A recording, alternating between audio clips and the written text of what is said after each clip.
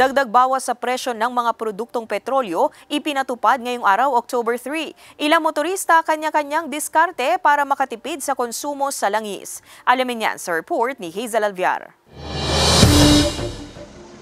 Bawas presyo sa gasolina at kerosene ang ipinatupad ngayong araw ng mga kumpanya ng langis matapos ang sunod-sunod na linggong taas presyo. 2 pesos hanggang 2 pesos 30 centavos ang ibinaba sa kada litro ng gasolina, habang 40 hanggang 60 centavos naman sa kerosene. Bagamat masaya raw ang tricycle driver na si Loreto sa malaking tapyas sa gasolina ngayong araw, nangangamba pa rin daw siya na muli itong tataas sa susunod na linggo. Ay lagi pong gayon, baba po ng 2, tataas mo ng 4, di laging kailangan gasolinahan.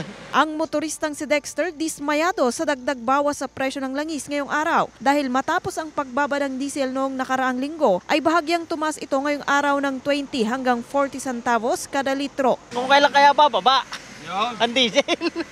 Ay laging gasolina lang ka na babae.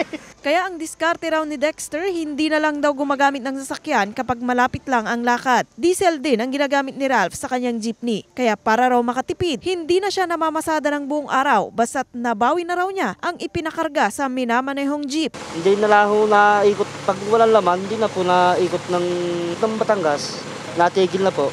Paliwanag ng Oil Industry Management Bureau ng Department of Energy, ang pagbaba sa presyo ng gasolina at kerosene ay dahil sa patuloy na paglakas ng interest rate, paglakas ng dolyar at pagdami ng inventaryo nito sa bansang Amerika. Pero nananatili pa rin daw na sapat lang ang supply ng diesel sa world market, kaya ito naman ay tumaas. Nakadepende naman daw ulit sa paggalaw sa world market ang presyo sa susunod na linggo. Hindi natin alam kung ano yung mas mangingibabaw na kadahilanan para sabihin mong magtutuloy-tuloy yung rollback o magkakaroon ulit ng pagtaas na presyo.